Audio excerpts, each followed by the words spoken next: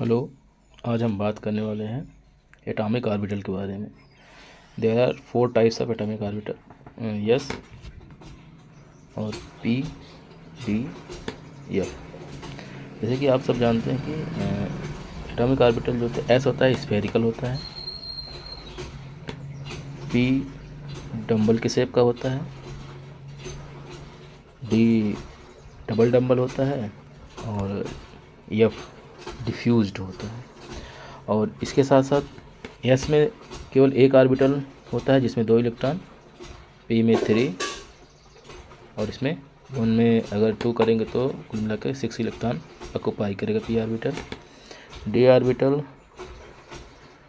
5 orbital, D में 5 orbital होते हैं और इसमें कुल मिला के 10 इलेक्ट्रॉन होते हैं और एफ में 7, टोटल इलेक्ट्रॉन 14 होता है। ये तो हम 2D एक पेपर में लिखा हुआ देख रहे हैं। हम देखने वाले हैं कि इसका 3D व्यू कैसा होता है और कुछ इलेक्ट्रॉनिक कॉन्फ़िगरेशन भी देखेंगे क्या होता है, कैसा होता है। ठीक है, तो स्टार्ट करते हैं हम अब अपना 3D view of atomic orbital S P D F, ये सब के बारे में। देखिए ये यस ऑर्बिटल होता है क्योंकि there are 3 coordinates X Y Z. S orbital का तो तीनों कोऑर्डिनेट होता है, आप इसको देख सकते हैं एकदम मिड में होता है, ऐसे ही लगा होता है ये spherical types. There is no any end point, head tail whole are spherical shape. They have 1 electron 1 direction and another electron next direction. अब इसको हम देखेंगे कैसे होता है। और अगर हम अगला ऑर्बिटल देखें तो पी ऑर्बिटल, पी में 3 एक्सिस होते हैं, किसी भी 3 एक्सिस में 3 ऑर्बिटल भी होगा। यहाँ पे सिर्फ एक ऑर्बिटल को दिखाया गया है, ये रेड एक्स के लॉन्ग में, और ग्रीन और ब्लू वैकेंट है, तो एक्स वाई जेड तीनों मिला के 3 एक्सिस हो जाएंगे। ये डंबल का शेप का स्फेरिकल डंबल का शेप का होता है ऐसे ही। नेक्स्ट ऑर्बिटल डी होता है। डी में 2 डंबल होते हैं, तो 2 डंबल इसमें लिखा हुआ है ऐसे। एक एक्सिस खाली होता है, हमने लिखा भी था उसमें डी में D X Y, Y Z, Z X, D X square Y square, D Z square. तो ये एक ऑर्बिटल है, बाकी सब ऑर्बिटल अभी एक एक करके देखेंगे सब।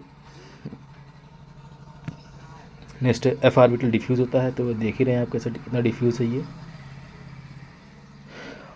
हाईली कॉम्प्लिकेटेड है, इसलिए डी ऑर्बिटल का स्टडी हम उतना नहीं करते हैं। ज़्यादातर मेन काम हमारा डी ऑर्बिटल तक होता है, एफ ऑर्बिटल का कोई यूज़ नहीं है, मतलब स्टडी पॉइंट ऑफ व्यू से। तो हम सब डी ऑर्बिटल तक डिस्कस करेंगे, एफ ऑर्बिटल को उतना डिस्कस नहीं करते हैं। लेकिन नेक्स्ट अगर हम देखें तो कुछ पी एक्स वाई जेड जो हमने कहा था कि 3 होते हैं, तो तीनों को अगर एक साथ अगर देखें तो कैसा होगा। हम ये तीनों ऑर्बिटल एक साथ हैं, पी एक्स रेड के अलॉन्ग है, पी वाई ग्रीन एक्सिस के अलॉन्ग है, पी जेड ब्लू एक्सिस के अलॉन्ग है। आप किसी भी एक्सिस को कुछ भी मान सकते हो, लेकिन एक एक्स, दूसरा वाई, तीसरा जेड होगा। अगली बात यह है कि ये सब एक्सिस एक दूसरे के परपेंडिकुलर होते हैं। ये इस कॉन्सेप्ट का यूज हम जब हाइब्रिडाइजेशन पढ़ते हैं, वेस्पर थियरी अप्लाई करते हैं, या कर सकते हैं केमिकल बॉन्डिंग, तो वहाँ पे बहुत ही इसका यूज़ होता है, इंपॉर्टेंट होता है। और ये बात आपको समझ में आ रही है तो वहाँ पे भी हाइब्रिडेशन क्यों होता है, ये सब बातें समझ में आएंगी। तो ये P X P Y P Z 3 orbital along 3 axis. Next अगर हमारा देखें तो डी ऑर्बिटल हमने कहा था 5 ऑर्बिटल होते हैं, तो 5 orbital D X Y, Y Z, D Z X Z, D X square Y square और डी जेड स्क्वायर, इतने होते हैं पूरे ऑर्बिटल। तो अगर देखें अगला तो सब पूरा, ये देखिए ये एक्स वाई है, तो देख सकते हैं एक्स वाई एक्सिस के बीच में है। अब देखो जितने भी डी ऑर्बिटल हैं सब कोऑर्डिनेशन केमिस्ट्री का स्टडी करने के लिए डी ऑर्बिटल का बेसिक अंडरस्टैंडिंग पूरा आना चाहिए। ओरिएंटेशन कैसा होता है, शेप कैसा होता है, किस स्पेस में प्रेजेंट होता है, सबसे इम्पोर्टेंट चीज़। अगर आपको कोऑर्डिनेशन केमिस्ट्री पढ़नी है तो डी ऑर्बिटल का स्ट्रक्चर, स्पेस में ओरिएंटेशन, एक्सिस के बीच में है कि अलॉन्ग है, ये सब देखना इम्पॉर्टेंट है। ये सब थोड़ा आप देखेंगे इसको। जेड एक्सिस के अलॉन्ग कोई ऑर्बिटल नहीं है, ये एक्स वाई प्लेन में है और एक्स वाई एक्सिस के बीच में है, between the X Y axis. दो ऑर्बिटल एक साथ लगे हुए हैं डी एक्स वाई का। ऐसे ही आप देखेंगे तो वाई जेड में भी देखिए, ये एक्स एक्सिस, जो एक्स एक्सिस हमारा है ये खाली है, और वाई जेड प्लेन में और वाई जेड एक्सिस के बिटवीन में प्रेजेंट है ये हमारा D Y Z orbital. Next orbital है एक्स जेड ऑर्बिटल। तो एक्स जेड एक्सिस यहाँ पे वाई एक्सिस वैकेंट है, क्योंकि वाई एक्सिस वहाँ इंक्लूडेड नहीं है। तो आप देख सकते हैं ऐसे ही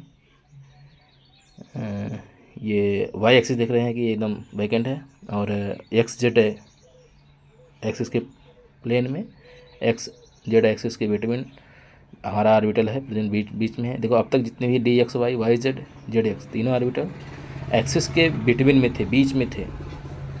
अगर नेक्स्ट ऑर्बिटल की बात करें तो D X square Y square ये अलॉन्ग द एक्सिस होता है एक्स वाई के। जेड एक्सिस वैकेंट होती है, एक्स वाई एक्सिस के अलॉन्ग एकदम होता है।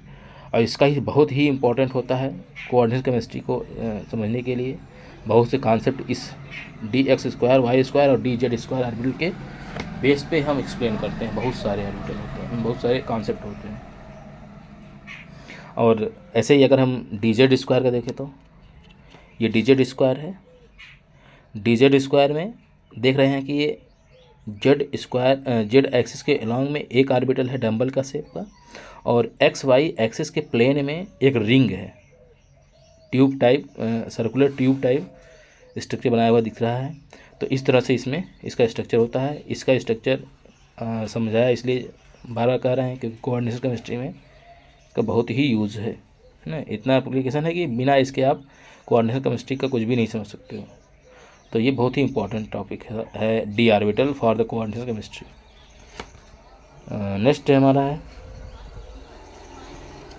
कि कुछ एग्जांपल देखेंगे हम, जैसे कि इलेक्ट्रॉनिक कन्फर्मेशन कैसे होता है और उसका से, जैसे कि अगर हीलियम का 1s2 होता है, हम जानते हैं उसमें 2 इलेक्ट्रॉन है। देखो एस में एस, हीलियम में एस ऑर्बिटल ही है, तो इसलिए इसमें सिर्फ एस ऑर्बिटल दिख रहा है। X Y axis, X Y Z तीनों एक्सिस है। इसमें इलेक्ट्रॉन भी होगा, देख रहे हैं 2 इलेक्ट्रॉन दिख रहा है, एक अप स्पिन एक डाउन स्पिन आपको दिख रहा होगा। देखिए एक ये और एक ये, ठीक है, 2 इलेक्ट्रॉन दिख रहे हैं। और इसमें कोई एक्सिस नहीं पड़ी, मतलब स्फेरिकल में क्या एक्सिस क्या वो कुछ नहीं होता है। नेक्स्ट देखेंगे तो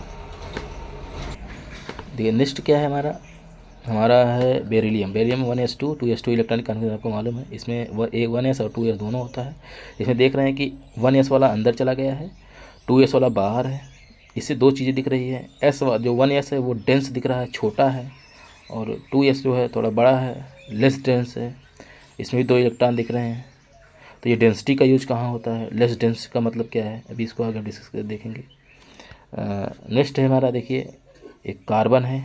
कार्बन तो पूरा ऑर्गेनिक केमिस्ट्री में, बिना कार्बन के ऑर्गेनिक केमिस्ट्री कहाँ होती है। तो ऑर्गेनिक केमिस्ट्री समझने के लिए इसके ऑर्बिटल को समझना इंपॉर्टेंट है। अब देख रहे हैं इसमें 2p ऑर्बिटल और बढ़ जाता है, 1s2 2s2 और 2p2 होता है। तो आप देख रहे हैं 2p2 जो है उसमें 2 इलेक्ट्रॉन है 2 एक्सिस के अलॉन्ग। एक रेड एक्सिस के अलॉन्ग उसको आप x मान सकते हैं, एक ग्रीन एक्सिस के अलॉन्ग उसे y मान सकते हैं। जेड एक्सिस मतलब एक ऑर्बिटल वैकेंट अभी है तो उसको आप वैकेंट रहने दीजिए, उससे आपको। और देखिए एस ऑर्बिटल जैसे पहले बेरिलियम में था वैसे ही है सब कुछ। तो ये कार्बन का इलेक्ट्रॉनिक एटॉमिक ऑर्बिटल ऐसे ही होता है। अब इसका जो हाइब्रिडेशन पढ़ेंगे हम तो उसमें देखेंगे कैसे क्या होता है, बहुत सी चीज़ें।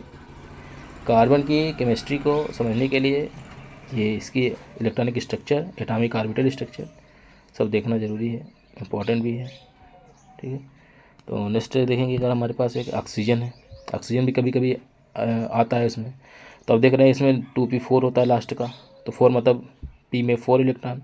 तो आप देखें किसी एक एक्सिस के अलॉन्ग 2 इलेक्ट्रॉन होगा। तो हम देखेंगे रेड एक्सिस के मतलब एक्स एक्सिस के अलॉन्ग 2 इलेक्ट्रॉन है, और ब्लू में 1 इलेक्ट्रॉन है, ग्रीन में भी आपको 1 इलेक्ट्रॉन दिख रहा होगा ग्रीन एक्सिस के अलॉन्ग में। तो रेड एक्सिस के अलॉन्ग 2 इलेक्ट्रॉन, ब्लू और ग्रीन एक्सिस के अलॉन्ग 1 इलेक्ट्रॉन है। इस तरह से ये ऑर्बिटल, अगला इलेक्ट्रॉन अगर आएगा तो वो भी भर जाएगा। जैसे हम देखेंगे नियॉन को देख लेंगे।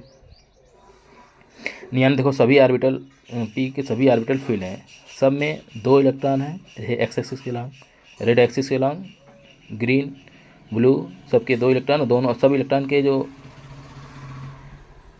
इलेक्ट्रॉन का स्पिन है वो सब डिफरेंट है, एक अपोजिट, एक अप तो दूसरा डाउन। जैसे ये वाला देखेंगे तो ये अप है और ये क्या है, ये डाउन है। ऐसे चाहे जो देखेंगे आप सब वैसे रहेगा।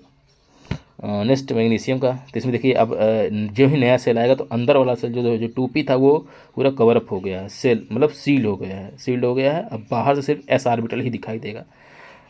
इस तरह से आप कह सकते हैं कि ये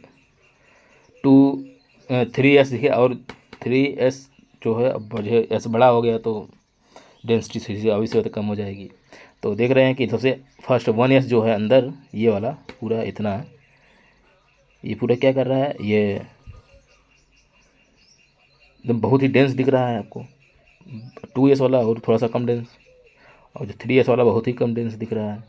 डेंस कम होने का मतलब क्या है, वहाँ पे इलेक्ट्रॉन डेंसिटी भी कम होगी। इलेक्ट्रॉन डेंसिटी कम होने से अट्रैक्शन कम होता है, अट्रैक्शन कम होने से बॉन्ड थोड़ा वीक बनता है। तो इस तरह से आप समझेंगे, ठीक है। तो और भी बहुत से स्ट्रक्चर हैं, तो इतने ही जानते हैं हम, है ना। तो देखते रहिए इसको।